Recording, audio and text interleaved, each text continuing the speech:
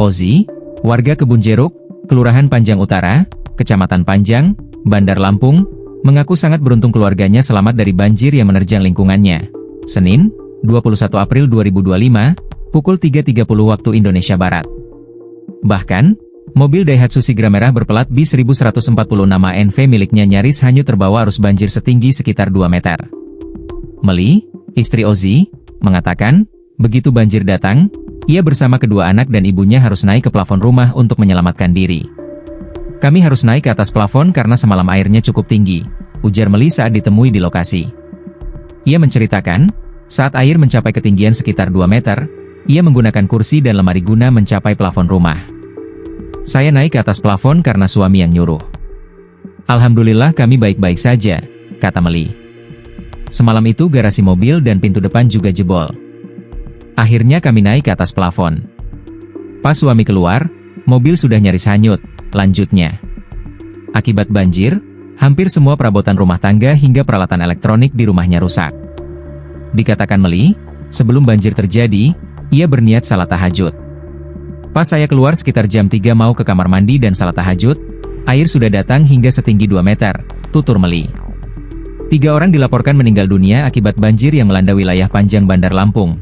Senin, 21 April 2025. Menurut Humas Badan Penanggulangan Bencana Daerah, BPBD, Provinsi Lampung Wahyu Hidayat, korban meninggal tersebut telah dievakuasi oleh Tim Reaksi Cepat, TRC, BPBD Bandar Lampung.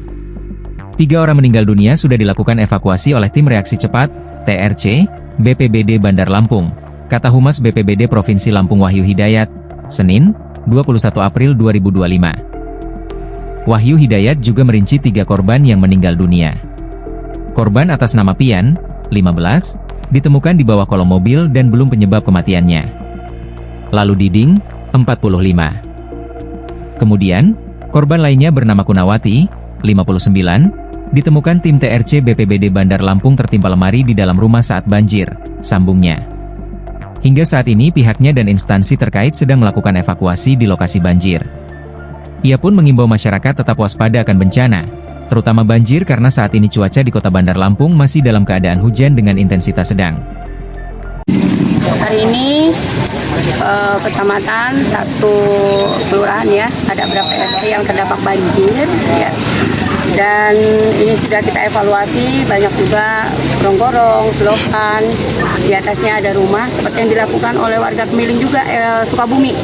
Nah, ini akan kita rapikan dan juga kita akan koordinasi dulu sama Pelindo karena jalan air banyak Pelindo tutup nih sekarang yang di dalam, jadi air nggak bisa keluar, biasanya nggak seperti ini. Nah, ini akan kita koordinasikan, yang sudah didampingi Pak Dandi, juga Pak Kapolres, sudah melihat keadaan di lapangan. Nah, insya Allah dengan koordinasi seperti apa, ya kita minta ya kerjasama lah, gimana caranya. Apalagi kan perusahaan negara, kita juga sama pemerintah, ada kolaborasi, insya Allah semuanya bisa jalan baik. Dan nanti kita juga pemerintah, ada bantuan, nanti nasi ada kan kita turunkan, beras, juga ada aqua, dan juga ada sedikit uang sedikit untuk bersih-bersih untuk warga Bandar Lampung, untuk warga di Kecamatan Panjang yang terdampak banjir ini. Untuk korban apa? Oh, yang korban jiwa tadi pagi itu ada 2, karena pagi-pagi itu rupanya air lagi pasang, ya, air lagi pasang. Pas beliau buka pintu, ngatunya langsung ini nimpah ke badannya, dan yang satu lagi ketimpa sama lemari. Ya, tapi alhamdulillah sudah kita evakuasi dan juga sudah kita urus bersama Kapolres juga, sama Pak Dandim. Mudah-mudahan semuanya bisa, ini namanya musibah ya, semua dari Allah, dan kami dari pemerintah bersama Forkopimda akan semua yang terbaik untuk masyarakat Kota Bandar Lampung. Apakah ini belum? Karena kan ini masih kita harus kolaborasi dulu lah sama Pelindo. Karena kalau Pelindo bisa mengasihkan peluang air ini keluar, kayak yang di sana kan kemarin, ingat nggak? Yang di depan kantor Pelindo, itu kan juga banjir-banjir. Alhamdulillah sekarang kan sudah, karena sudah kita kasih gorong-gorong, dan gorong kan biasanya tertutup, ini sudah dibuka. Nah, mungkin kita sekarang kolaborasi dulu, gimana ininya, dan kami kami sini pemerintah terus berupaya.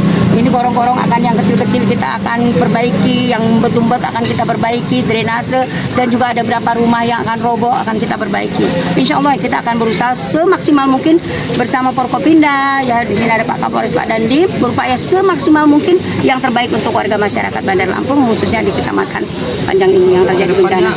Kapasitas dari pemerintah Kota Bandar Lampung ini harus kerjasama dengan balai, dan kami sudah banyak berkoordinasi dengan balai, dan alhamdulillah solusinya satu, kita akan buat bendungan nanti di Pesawaran, dan yang satu lagi di Lampung Selatan. Nah tadi ini khususnya di sini ini hujannya rintik-rintik, tapi bandang luar biasa besarnya. Nah mudah-mudahan bersama nanti teman-teman dari kabupaten kota, kalau Mas Egi Lampung Selatan kita ada koordinasi, alhamdulillah beliau siap, dan untuk Lampung Selatan juga insya Allah nanti menyusul. Ya. Kalau yang terdampak ya kurang lebih 1.000 lah. Tapi ini kita akan berikan bantuan yang tadi Bunda bilang kan. Kita akan berikan sedikit untuk bersih-bersih. Juga nanti ada beras, ada air aqua, ada juga nasi yang kita akan sampaikan di sini. Ini tetap kita pantau, dan juga Dapat di banyak bantaran sungai itu seperti apa? ya, kalau maaf ya, ini Bunda ngomong ya. Kalau yang di kecamatan kita perbaiki. Jadi kita ukuran rumahnya ini kadang-kadang rumahnya ukurannya maaf. Misalkan ya, misalnya 500, hanya 50, nggak taunya tulis 75.